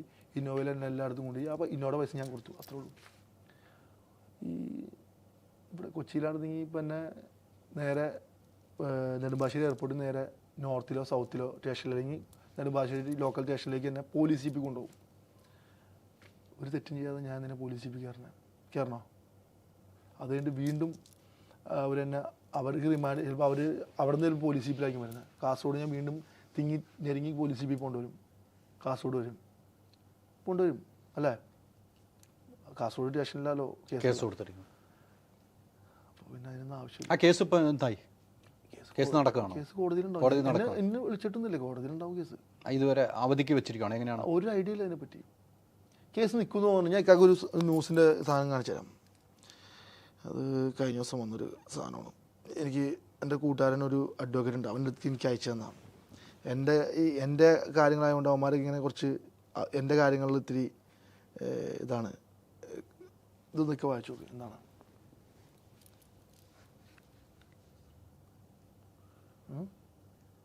വിവാഹിതയായ സ്ത്രീകൾക്ക് വിവാഹ വാഗ്ദാനം സ്വീകരിക്കാനാവില്ലെന്ന് കോടതിയുടെ പുതിയ അതിൻ്റെ ടൈറ്റിൽ ലൈൻ എന്താ എടുക്കണേ? അതിന് നടുക്ക് ബലാത്സംഗ കേസിൽ പ്രതിയെ വെറുതെ വിട്ടു. അപ്പോൾ എന്താണ് ഇപ്പോൾ ഈ കേസ് അപ്പോൾ എന്താവും നിൽക്കാമെന്ന് മനസ്സിൽ വെക്കി എന്താവും കേസ്? അതിൽ രണ്ടർത്ഥമുണ്ട്. ബലാത്സംഗ കേസിൽ പ്രതിയെ വെറുതെ വിട്ടു. ബലാത്സംഗ കേസ് എന്ന് പറഞ്ഞാൽ എൻ്റെ പേര് കൊടുത്തണേ. എൻ്റെ എതിരെ കേസുള്ള സ്ത്രീയും കല്യാണം കഴിഞ്ഞ കുട്ടിയുള്ള സ്ത്രീയാണ്. ഇതെന്താണ് ഇതിന് വിവാഹിതയായ സ്ത്രീകൾക്ക് വിവാഹ വാഗ്ദാനം സ്വീകരിക്കുന്നതല്ല കോടതി. എൻ്റെ പേരിൽ വിവാഹ വാഗ്ദാനം നൽകി പീഡിപ്പിച്ചു എന്ന കേസാണ് കൊടുത്തേക്കണത്. 2021 മുതൽ 23 വരെ പീഡിപ്പിച്ചു എന്ന് പറഞ്ഞാൽ അതൊരു പീഡനമാണോ? നിങ്ങൾ സൗഹൃദത്തിലായിരുന്നു ബ്രോ. എനിക്കൊരു കല്യാണം വന്നിരുന്നു ഇവരായിട്ട്. എനിക്ക് കണ്ടാൽ തരക്കേടില്ല, എനിക്ക് പറ്റിയ സ്ത്രീയാണെന്ന് എനിക്ക് തോന്നി, കാണുമ്പോൾ തോന്നി. ഔട്ട്ലുക്ക് എനിക്ക് അവരുടെ പാസ്റ്റും കാര്യങ്ങളൊന്നും അറിയില്ലായിരുന്നു. പിന്നെ ഞാൻ കുറച്ച് കാര്യങ്ങൾ അറിഞ്ഞു. അങ്ങനെ ഇപ്പോൾ ഞാൻ പതുക്കെ ബാക്കൗട്ട് അടിച്ചു, അത്രേ ഉള്ളൂ.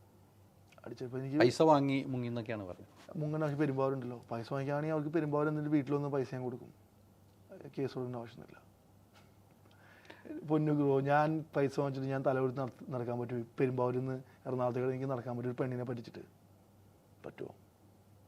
ഞാൻ പിന്നെ കൂടുതൽ കാര്യമൊന്നും സംസാരിക്കില്ല ബ്രോ. കാര്യം തീർച്ചയായിട്ടും പറഞ്ഞപ്പോൾ അത് കേട്ടുന്നുള്ളൂ. അതിൽ ഒരു കാര്യം എനിക്ക് ക്ലിയർ എടുത്താണ്. അതിനുശേഷം താങ്കൾ ഒരു വിവാഹം ഉറപ്പിച്ചെടുത്തു. ആ വിവാഹം എന്തായി? അത് ഇപ്പൊ ഞാൻ കുറച്ച് അറിഞ്ഞുകൊണ്ട് ഞാൻ ചോദിക്കുകയാണ്. വിവാഹം മാറിപ്പോയി. അതാണ് കല്യാണം മുടങ്ങാൻ കാരണം ഈ സ്ത്രീ തന്നെയാണ്. എൻ്റെ ഒരു കേസുള്ള സ്ത്രീ അവരെ വീട്ടുകാരായിട്ട് പോയി കണ്ട് ഒരുമിച്ചുള്ള ഫോട്ടോസ് കാണിക്കുക, അതായത് കല്യാണം മുടക്കുക എന്നുള്ള അത് മുടക്കി, അത്രേ ഉള്ളൂ. എനിക്ക് പിന്നെ അതിൽ വലിയ കുറ്റബോധമില്ല. കാര്യം നമ്മുടെ ജീവിതത്തിൽ ഭീകരമായിട്ട് ഹോപ്പ് ഒന്നിനും കൊടുക്കാൻ പാടില്ലെന്ന് പഠിക്കാൻ വേണ്ടിയിട്ടുള്ളൊരു സിറ്റുവേഷൻ ദൈവം കാണിച്ചെന്നാണ്, അത്രേ ഉള്ളൂ. അപ്പോൾ അത് മുടങ്ങി. അത് എനിക്കതിൽ എന്താ പറയുക, ആ ഒരു സിറ്റുവേഷൻ ഞാൻ ഈസിയായിട്ട് ഹാൻഡിൽ ചെയ്തു. എൻ്റെ ഉമ്മയൊക്കെ ഭയങ്കര ഡിപ്രഷനൊക്കെ, ഭയങ്കര വിഷമത്തിൽ. ഞാനും കുറച്ച് ആദ്യം എനിക്ക് കേട്ടപ്പോൾ ഭയങ്കര ഷോക്കായിപ്പോയി. അല്ല, ആദ്യം ഫുൾ സപ്പോർട്ടായിരുന്നു കുടുംബം. അത് ആദ്യം, പിന്നെ അത് കേട്ടപ്പോൾ എനിക്ക് ഷോക്കായിപ്പോയി. അപ്പോൾ കുടുംബമൊന്നും സപ്പോർട്ട് ഉണ്ടായില്ല. പെൺകുട്ടിയായിരുന്നു അല്ലേ? പെൺകുട്ടി സപ്പോർട്ടായിരുന്നു. കുടുംബമൊന്നും എന്നെ വാ തുറക്കാൻ സമ്മതിക്കണ്ടായില്ല. കാര്യം എനിക്കൊരു ഇൻ്റർവ്യൂ, ഞാൻ ഇക്കാലത്ത് തന്നെ എന്നെ ഇൻ്റർവ്യൂ ചെയ്യാൻ സമ്മതിക്കുന്നില്ല, എന്നെ വിടുന്നുണ്ടായില്ല. എന്ന് പറഞ്ഞാൽ എന്നെ പിടിച്ച് വെക്കുക. എന്നാലേ അപ്പോൾ എൻ്റെ വശം എനിക്ക് പറയാൻ ആ സമയത്ത് പറ്റിയില്ല എന്നാണ് അതിൻ്റെ അർത്ഥം. ആ ഒരു സമയത്ത് എനിക്ക് എൻ്റെ കാര്യങ്ങളൊന്നും പറയാൻ പറ്റില്ല. കാര്യം ആ കുടുംബമുള്ള ഇന്നത്തെ ഇങ്ങനെ ഒന്നും മുന്നും പിന്നും നോക്കാത്തൊരു ഷിയാസായിരുന്നു എനിക്ക് ഇൻ്റർവ്യൂവിലേക്ക് ഇരുന്ന് എന്തുകൊണ്ട് സംസാരിക്കാമായിരുന്നു. അന്ന് എനിക്ക് ആ പെൺകുട്ടി ഉള്ളതുകൊണ്ട് എനിക്കൊന്നും സംസാരിക്കാൻ പറ്റുന്നില്ല. അപ്പം എനിക്ക് എന്തുകൊണ്ടും പറയാം. സ്വാഭാവികമായിട്ടും അത്തരമൊരു മാറ്റം അവർ ചിന്തിക്കുമ്പോൾ അവരുടെ ഭാഗത്തേക്കുമ്പോൾ സത്യമാണ്. 100% സത്യമാണ്. ന്യായമല്ല അവരുടെ ഭാഗത്ത്, ന്യായമാണ്. എന്നിട്ടും കുറേ പിടിച്ചു നിൽക്കാൻ ആ പെൺകുട്ടി നോക്കി. ആ പെൺകുട്ടിയുടെ ഈ കാര്യങ്ങളൊക്കെ ഫസ്റ്റ് ടൈം പറഞ്ഞു എതിരാളിക്ക. ഞാനിത് കഥകൾ പറഞ്ഞു. കല്യാണത്തിന് സമയത്ത് തന്നെ ഞാൻ കല്യാണം കഴിക്കുന്ന കല്യാണം എൻഗേജ്മെൻറ്റ് കല്യാണത്തിന് മുമ്പേ ഞാൻ ഈ കാര്യങ്ങളൊക്കെ സംസാരിച്ചിട്ടാണ്. അതുകൊണ്ടാണ് ആ പെൺകുട്ടി എൻ്റെ കൂടെ നിന്നത്. പിന്നെ എത്ര വലിയ പോരാളിയാണെങ്കിലും ലാസ്റ്റ് നിമിഷം തോൽക്കുന്ന പറയുമ്പോൾ തോക്കാതിരിക്കുക പിന്മാറുന്ന ആ കുട്ടി അത്ര ചെയ്തോളൂ. കാരണം അവർ വിചാരിച്ച പോലെ അവർ വിചാരിച്ചു പറഞ്ഞാൽ എനിക്ക് ജീവിതകാലത്തിൽ ഒരിക്കലും ഒരു സ്ഥലത്തും പോകാൻ പറ്റില്ല, കേസ് വെച്ചിട്ട് എൻ്റെ കരിയർ നശിച്ചു പോവും, ഞാൻ തീരും എന്നൊക്കെയാണ് അവർ വിചാരിച്ചത്. അങ്ങനെയൊന്നുമില്ല. ഈ തീ കുരുത്ത വെളുത്ത് പാടില്ല എന്ന് കേട്ടിട്ടുണ്ടോ? നമ്മളൊക്കെ എന്ന് പറഞ്ഞാൽ ഇക്കാക്ക് അറിയാൻ പാടില്ല. ഞാൻ സെവൻസ് ഫുട്ബോളും കളിച്ച് അതുകൂടെ ഗ്രൗണ്ടിൽ കയറുന്ന ഇടിയുണ്ടാക്കിയും ആൾക്കാർ വാടകയ്ക്ക് കളിക്കാൻ പോയിരുന്നൊരു വ്യക്തിയാണ്. എനിക്കപ്പോൾ ഇതുകൊണ്ട് വലിയ സംഭവമൊന്നുമില്ല. ആരോപണങ്ങൾ മനുഷ്യന്മാർക്ക് ഉണ്ടാവും. എന്തെങ്കിലും ചെയ്യുന്ന ആളുകളെ ആരോപിക്കുകയുള്ളൂ. അല്ലാതെ വെറുതെ വീട്ടിൽ ചായ കുടിച്ച് വരാന്തയിൽ പത്രം നോക്കിയിരിക്കുന്ന ആൾക്കാരെ ആരും വന്ന് ആരോപിക്കുകയും ഇങ്ങനെ എതിർക്കുകയും ചെയ്യില്ല. വളർച്ചയിൽ ശത്രുക്കളുണ്ടോ? ഡെഫിനറ്റ്ലി ഉണ്ടാവുമല്ലോ. അവരൊക്കെ ഒന്നിച്ച് നിന്നാണ് ഈ ഒന്നിന് പറയുന്ന ആരോപണം വരുന്നത്. അതെ അതെ. ഇപ്പോഴത്തെ ഈ സംഭവം അങ്ങനെയാണെന്ന് ഈ സംഭവം ഇതൊരു ശത്രുക്കൾ ഉണ്ടാവും. കാര്യം ഇനിയിപ്പോൾ ഈ ഇൻ്റർവ്യൂ ഇറങ്ങുമ്പോൾ ഇനി എന്തായിരിക്കും വരാമെന്ന് പറയാൻ പറ്റില്ല. എന്തായാലും ശത്രുക്കൾ എനിക്ക് നല്ലോണം ഉണ്ട്. അത് നമ്മൾ നേരെ പോകാന്നുള്ള ആളുകൾക്ക് ഒരുപാട് ശത്രുക്കളുണ്ടാവും. വളഞ്ഞിങ്ങനെ സോപ്പിട്ട് ന്യൂട്രലായിട്ട് നിൽക്കുന്നവർക്ക് ശത്രുക്കൾ ഉണ്ടാവില്ല. ഇക്കാക്കില്ലേ ശത്രുക്കൾ? തീർച്ചയായിട്ടും. അത് നിൽക്കാതെ നേരെ സംസാരിക്കണോണ്ടാ, സ്ട്രൈറ്റ് ആയിട്ട് പറഞ്ഞോണ്ടാ. എന്നൊക്കെ ന്യൂട്രലിൽ നിന്ന് കാര്യങ്ങളൊക്കെ പറഞ്ഞു നോക്കി ഒരു ശത്രുക്കൾ ഉണ്ടാവില്ല. എല്ലാവരെയും സോപ്പിട്ട് ഇങ്ങനെ, എനിക്കങ്ങനെ എല്ലാവരും സോപ്പിട്ട് ഇങ്ങനെ അടിച്ച് ഇങ്ങനെ കൂളായിട്ട് നിൽക്കാൻ എനിക്കറിയാൻ പാടില്ല. ഞാൻ എല്ലായിടത്തും കാര്യങ്ങൾ മുഖത്തേക്ക് പറയും. അല്ലാതെ ഇനിയൊരു വിവാഹം വേണ്ടേ? ഇനി ഈ സൽമാൻ ഖാൻ ഫാനാണ് ഞാൻ. കല്യാണം കഴിച്ചില്ലെങ്കിൽ ജീവിക്കാൻ പറ്റില്ലേ? പുള്ളി ഇപ്പോൾ ജീവിക്കണ്ടല്ലോ, അടിപൊളിയായിട്ട് ജീവിക്കണേ. അല്ല, ഉമ്മായിക്ക് ഒത്തിരി ആഗ്രഹം കാണും. എൻ്റെ അനിയനുണ്ട് വീട്ടിൽ. അനിയൻ പെണ്ണിട്ട് ഉമ്മാക്ക് ആഗ്രഹം ഉമ്മ അത് തീർത്തോളും. നോ മാരേജ്, ഞാൻ ഇങ്ങനെ ജീവിച്ചോട്ടേക്ക. പറയുമ്പോഴും വിഷമമുണ്ട്. അത് എൻഗേജ്മെൻറ്റ് വീഡിയോ ഒക്കെ യൂട്യൂബിലൊക്കെ ഇപ്പോഴും കിടന്ന് ഓടുന്നുണ്ട്. ഗൂഗിളിലൊക്കെ വരുമ്പോഴും ഫോട്ടോസൊക്കെ ആ ഫോട്ടോ ഒക്കെ വരുന്നുണ്ട്. വിഷമം ഉണ്ടാവുമല്ലോ ചെറുതായിട്ട്. അലിമനെ മനുഷ്യനല്ലോ. അത് നമ്മളെന്തായാലും ചെറിയൊരു ഇഷ്ടമില്ലാതെ നമ്മളൊരാളെ കല്യാണം കഴിക്കാനൊന്നും സമ്മതിക്കില്ല. അപ്പം എൻ്റെ കാര്യങ്ങളൊക്കെ ഞാൻ ആ കുട്ടിയെടുത്ത് പറഞ്ഞിട്ട് തന്നെയാണല്ലോ ഈ കല്യാണത്തിന്. ആ കുട്ടി നേരം ഞാനും പിന്നെ ലാസ്റ്റ് നിമിഷം അതുകൊണ്ട് എനിക്ക് പെണ്ണെന്ന് പറഞ്ഞ ഒരു വിഭാഗം അങ്ങനെയുള്ള ആളുകളോട് എനിക്ക് അങ്ങനെ വലിയ ഭീകരമായിട്ടുള്ള ട്രസ്റ്റൊന്നും ഇല്ല. ഇപ്പോൾ ആകെ ട്രസ്റ്റ് ചെയ്യുന്ന എൻ്റെ ലൈഫിൽ എൻ്റെ ഉമ്മ മാത്രമേ ഉള്ളൂ. അതെന്ത് പറഞ്ഞാലും എന്നെ വിട്ടുപോകില്ല എന്നുള്ളൊരു ഉറപ്പുകൊണ്ടാണ്. ബാക്കി എനിക്ക് വലിയ ട്രസ്റ്റ് പോകാൻ കാരണം നമ്മുടെ സിറ്റുവേഷനാണ്. സ്ത്രീകളോടുള്ള ട്രസ്റ്റ് നമുക്ക് നഷ്ടപ്പെടാൻ എന്ന് വെച്ചാൽ എല്ലാ സ്ത്രീ മോശമാണെന്ന് ഞാൻ പറയുന്നില്ല. നല്ല സ്ത്രീകൾ ഇഷ്ടംപോലെ ഉണ്ട്. പക്ഷെ എൻ്റെ ലൈഫിൽ കുറേ വില്ലത്തിമാർ വന്നുകൊണ്ട് എനിക്കത് ഒരു ഭയങ്കര ബുദ്ധിമുട്ടായിട്ട് തോന്നാറുണ്ട്. ഈ കല്യാണം കഴിക്കുകയാണെങ്കിൽ തന്നെ എന്നെ കറക്റ്റായിട്ട് കഴിഞ്ഞ് കല്യാണം കഴിക്കുള്ളൂ, അല്ലെങ്കിൽ ഞാൻ കല്യാണം കഴിക്കില്ല. No marriage. അതാണ് തീരുമാനങ്ങൾ ഒത്തിരി മാറ്റി ചിന്തിച്ചു തുടങ്ങി അല്ലേ? മാറ്റി ചിന്തിക്കാനാണ് നമ്മുടെ സിറ്റുവേഷൻ. നമ്മൾ നമ്മുടെ കൺമുമ്പിൽ കണ്ടുമുട്ടുന്ന സാഹചര്യങ്ങളും സിറ്റുവേഷനും അതൊക്കെ സിനിമയിൽ പോലത്തെ കാര്യങ്ങളാണ് നമ്മുടെ കൺമുമ്പിൽ കാണുന്നത്. അപ്പോൾ അതൊക്കെ വരുമ്പോൾ നമ്മൾ മാറ്റി ചിന്തിച്ചേ പറ്റുള്ളൂ, അല്ലെങ്കിൽ നമ്മൾക്ക് മുന്നോട്ട് പോകാൻ പറ്റില്ല. പിന്നെ എനിക്കെൻ്റെ കരിയറാണ് ഏറ്റവും വലുത്. ഞാൻ സ്നേഹിക്കുന്ന സിനിമയാണ്. അതാണ് എൻ്റെ ഭാര്യയും എൻ്റെ ഗേൾഫ്രണ്ടൊക്കെ. അത് റെഡി ആവട്ടെ, അപ്പോൾ എല്ലാം വരും നമ്മുടെ അടുത്തേക്കും അല്ലേ? തീർച്ചയായിട്ടും. അല്ലാതെ നമ്മൾ കല്യാണം കഴിക്കണം എന്ന് പറഞ്ഞ് അതൊരു ആഗ്രഹം ഉണ്ടായിരുന്നു. 2018-19 ബിഗ് ബോസ് ചെയ്യുന്ന സമയത്ത് എനിക്ക് കല്യാണം കഴിക്കണം എന്നുള്ളൊരു അതിയായ ആഗ്രഹം ഉണ്ടായിരുന്നു. അതിൻ്റെ ആഗ്രഹം കൊണ്ടാണ് എനിക്ക് ഇങ്ങനത്തെ കേസ് തന്നെ വരാൻ കാരണം. അല്ലെങ്കിൽ ഞാൻ ഇങ്ങനെ വരില്ല. ഈ സിനിമയിലൊക്കെ ഒരു കഥാപാത്രം ഉണ്ടല്ലേ, ഏത് പെൺകുട്ടി നല്ല പെൺകുട്ടി ഉണ്ടെങ്കിൽ ഞാൻ പൊക്കെ കൊണ്ടുപോകണം, എനിക്ക് അത് കിട്ടിക്കൊള്ളാല്ലേ, ബൈക്കിൽ അവളെ വിട്ട് സ്വപ്നം കാണുന്ന ആ ഒരു ക്യാരക്ടറായിരുന്നു എൻ്റെ. പക്ഷേ പിന്നെ പോയതും പെട്ടതൊക്കെ വേറെ സ്ഥലങ്ങളിലേക്ക് റോങ് ആയിട്ടുള്ള ഡോറാണ് മുട്ടിയത്. എല്ലാം റെഡിയാവും. എല്ലാം അറിഞ്ഞപ്പോൾ വേണ്ടാന്ന് വെച്ചു ആദ്യത്തെ സംഭവം, അല്ലെങ്കിൽ സുഖമായിട്ട് കല്യാണം കഴിച്ച് തീർച്ചയായിട്ടും അറിഞ്ഞില്ലായിരുന്നെങ്കിൽ ചിലപ്പോൾ ഞാൻ ലോക്കായി പോയനെ. ഭാഗ്യമാണ് പടച്ചോൻ നമ്മുടെ കൂടെ. സ്വന്തം മകനെ അനിയനെന്നൊക്കെ പറഞ്ഞിട്ട് പരിചയപ്പെടുത്തുന്ന ആൾക്കാരെ കെട്ടിക്കഴിഞ്ഞാൽ തീർന്നില്ലേ? അങ്ങനെയൊക്കെ ഒരുപാട് കഥകളുണ്ട്. അതിന് പിന്നിൽ ഭീകരമായിട്ടുള്ളൊരു സ്റ്റോറി ഉണ്ട്. തീർച്ചയായിട്ടും. ഞാൻ പിന്നെ അതൊന്നും ഈ കോടതിയിൽ അറിയാം. ഞാൻ ഇതൊക്കെ എഴുതി കൊടുത്തിട്ടുണ്ട്, കറക്റ്റായിട്ട് കൊടുത്തിട്ടുണ്ട് എല്ലാ കാര്യങ്ങളും. അതല്ല പറഞ്ഞു ഇപ്പം തന്നെ ഞാൻ ഈ ഇക്കൊക്കെ കാണിച്ചെന്ന ഈ ന്യൂസ് പേപ്പറിൽ അതിൽ തന്നെ അറിയാം, മനസ്സിലാക്കാൻ പാടില്ല ഈ കേസ് എന്തോരം പോകുന്നു, ഈ കേസ് എവിടെ വരെ പോകും. അവർക്ക് എന്നെക്കാളും പ്രായമുണ്ടെന്നേ, ഞാനൊന്നും അറിഞ്ഞില്ല. കേസ് എന്തോരം പോകുന്നു ഇക്കൊക്കെ മനസ്സിലാക്കാം. അത്രേ ഉള്ളൂ. ഇതൊന്നും പിന്നെ ഇപ്പോൾ നമ്മൾ ഇപ്പം നടക്കുന്ന ആരോപണങ്ങളും എനിക്ക് മനസ്സാവാചകം അറിയാത്ത കാര്യമാണ്. എനിക്കറിയാവുന്ന പെരുമ്പാവൂരുകാരൻ അനസിക്ക, ഷിയാസ് വിളിക്കുന്ന അനസിക്ക, അദ്ദേഹത്തിന് അറിയാം. അദ്ദേഹത്തിനോട് ഇനാഗ്രേഷൻ ഞാൻ പോയി. ഇതാണ് എനിക്കുള്ള ബന്ധം. അദ്ദേഹം ഗുണ്ടയാണോ ഗുണ്ടാത്തലവനാണോ ഞാൻ അന്വേഷിക്കേണ്ട കാര്യമില്ല. അതല്ലേ ഷിയാസ് കരീം നമുക്ക് അന്വേഷിക്കേണ്ട ആവശ്യമില്ലല്ലോ. അത് തെളിയിക്കേണ്ട പോലീസാണ്. സത്യം അല്ലേ? ഇവിടുത്തെ പോലീസ് ഞാൻ സ്വർണം കടത്തിയിട്ടുണ്ടെങ്കിൽ പോലീസ് പിടിക്കട്ടെ. അതെ, ഞാൻ അത് പറഞ്ഞല്ലോ. ഇന്ന് ഞാൻ എൻ്റെ വീഡിയോ കണ്ടിരുന്നോ? ഞാൻ ട്രാവൽ ചെയ്യുന്നതൊക്കെ പക്ക പ്രോപ്പറായിട്ടാണ്. പാസ്പോർട്ട് കൊടുക്കുന്നു, എൻ്റെ കണ്ണ് സ്കാൻ ചെയ്യുന്നു, ഞാൻ കൂളായിട്ട് ഫുൾ എൻ്റെ ചെക്ക് ചെയ്യുന്നു. എന്നെ പിടിക്കുകയാണെങ്കിൽ പിടിക്കട്ടെ. എനിക്ക് നല്ലൊരു ഭാവി എൻ്റെ കരിയറിൽ ഞാൻ എപ്പോഴും ഹോപ്പ്ഫുള്ളായിട്ടിരിക്കുന്ന ആളാണ്. ഒരു ഹോപ്പ് എപ്പോഴും ഉണ്ട്. എനിക്ക് നല്ലൊരു നടനാകണം. എനിക്ക് അങ്ങനെ അറിയാൻ പാടില്ല. ഞാൻ എപ്പോഴും ഇതാണ് എൻ്റെ ചിന്ത. എനിക്കല്ലാതെ വേറൊരു ചിന്തയല്ല. എനിക്ക് സ്മഗ്ലർ ആവണമെന്നോ അല്ലെങ്കിൽ എനിക്ക് വലിയ ഗുണ്ടാണെന്നോ അല്ലെങ്കിൽ എനിക്കൊരു ചിന്തയില്ല. നേരെ വാ.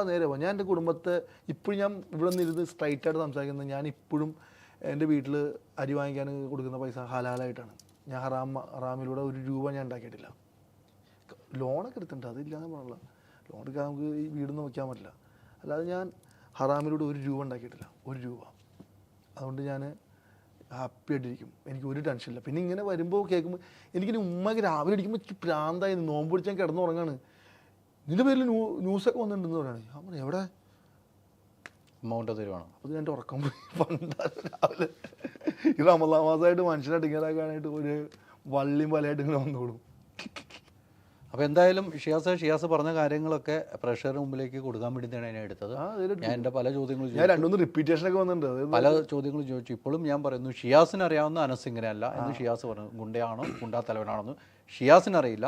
ഷിയാസ് സ്വർണ്ണക്കടത്തിന് കൂട്ടുനിന്നിട്ടില്ല. അതിനൊന്നും ആവശ്യമില്ല. അതിന് ഷിയാസിൻ്റെ ആവശ്യമില്ല എന്ന് ഷിയാസ് പറയുന്നു. ഇനി തീരുമാനിക്കേണ്ടത് പ്രേക്ഷകർ തന്നെയാണ്. പ്രേക്ഷകർക്ക് വിധി എഴുതാം. ഞാൻ ഷിയാസിനെ വിളിപ്പിക്കാൻ വേണ്ടി വിളിച്ചു വന്നില്ല. ഈ വാർത്ത അറിഞ്ഞപ്പോൾ ഷിയാസിനെ വിളിച്ചു. എനിക്കറിയാവുന്ന വ്യക്തിയെ കൊണ്ട് ഒരു ഇൻ്റർവ്യൂ എടുക്കണം. ഷിയാസിന് പറയാനുള്ള സ്പേസ് വേണം. എൻ്റെ അടുത്ത് എൻ്റെ കൂട്ടുകാരൊക്കെ പറഞ്ഞത് ഒരു ഇൻ്റർവ്യൂ കൊടുക്കേണ്ടതാണ്. നമ്മൾ ഒരുപാട് വന്നാണ് ഞാൻ ഇക്കാടെ മുമ്പിൽ ഇരുന്നതെന്നാണ്. കാരണം ഇതുവരെ നമുക്ക് ഒരു ഇൻ്റർവ്യൂ ഒരുമിച്ച് ചെയ്യാൻ പറ്റും. തീർച്ചയായിട്ടും. അപ്പോൾ ഇതൊരു പടച്ചോൻ ഇങ്ങനത്തെ ഒരു സിറ്റുവേഷൻ ആക്കിയതാണ്. ഇതിങ്ങനെ വരണം, ഇങ്ങനെ നമ്മൾ ഇരിക്കണം എന്ന് തീരുമാനിച്ചിട്ടുണ്ടെങ്കിൽ ഇങ്ങനെ നടക്കും. പിന്നെ ആവശ്യമില്ല. ഞാൻ എല്ലാ മനുഷ്യന്മാരും എല്ലാ രീതിയിലും ഒരുപാട് പ്രശ്നങ്ങൾ പോയി പെട്ടുപോകണതാണ്. അല്ലാതെ ഒരിക്കലും ഒരാൾ മനഃപൂർവ്വം ചെയ്യുന്നതല്ല. ഞാൻ ഈ ഉദ്ഘാടനത്തിൽ പോയില്ലാതെ എൻ്റെ പേരിൽ ഇങ്ങനത്തെ ഒരു കേസ് വരുമോ? ഒരിക്കലും ഇല്ല. അല്ലെങ്കിൽ ഇങ്ങനത്തെ ഒരു കാര്യം വരുമോ? അല്ലെങ്കിൽ ഇങ്ങനത്തെ ഒരു സംഭവം എൻ്റെ ഒരു ആരോപണം വരുമോ?